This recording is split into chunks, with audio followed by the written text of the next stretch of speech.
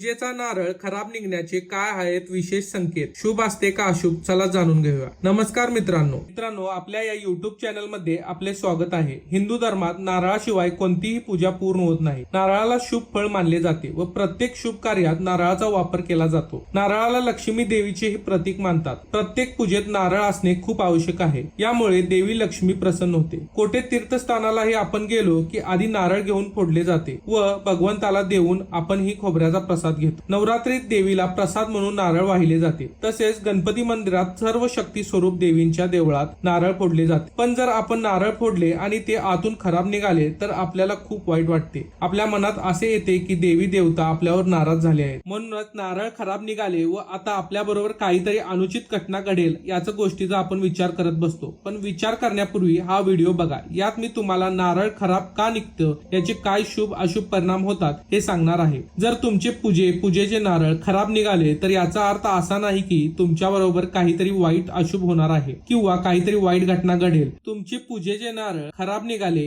याचा अर्थ काहीतरी अशुभ घडेल. पूजेचा नारळ खराब निघणे अशुभ असते असे सांगितले जाते की याद्वारे देव आपल्याला काहीतरी संकेत देत असतात. आज मी तुम्हाला नारळाच्या या संकेताविषयी माहिती देणार आहे. तेव्हा आपल्याला या गोष्टींबद्दल काही माहिती नसते तेव्हा आपण त्याच्याबद्दल काहीतरी भ्रम निर्माण करतो. अशा छोट्या छोट्या गोष्टी आपल्या जीवनात खूप मोठा प्रभाव पाडतात. जेव्हा पूजेचे नारळ खराब निघते तेव्हा आपल्याला दुकानदाराचाही राग येतो व त्याच्याशी आपण भांडायला जातो. पण दुकानदार सांगतो की तुम्हाला देव पावला आहे. तेव्हा आपल्याला काही लक्षात येत नाही. परंतु याच्या पुढे तुमचे नारळ खराब निघाल्यास तुम्हाला राग येणार नाही तर आनंद होईल. पूजेचा नारळ जर खराब निघाला तर याचा अर्थ असा होतो देवाने आपला प्रसाद स्वतः खाल्ला आहे म्हणूनच नारळ खराब निघते. म्हणजे दुसरे कोणीही ते खाऊ शकणार नाही. ते संपूर्ण नारळ भगवंताला अर्पण करण्यात येते. त्याचबरोबर त्याचा दुसरा अर्थ असाही होतो की तुमची इच्छा मनोकामना लवकरच पूर्ण होणार आहे. देवाच्या पूजेच्या वेळी तुमची जी इच्छा असेल ती इच्छा तुमची नक्कीच पूर्ण होते असा संकेत आपल्याला याद्वारे मिळतो. यापुढे जर तुमचे पूजेचे नारळ खराब निघाले तर तुम्ही दुःखी होऊ नका तर उलट आनंद माना की भगवंत आपल्यावर प्रसन्न झाले आहे व त्यावेळी तुम्ही जी इच्छा मनात आणली ती इच्छा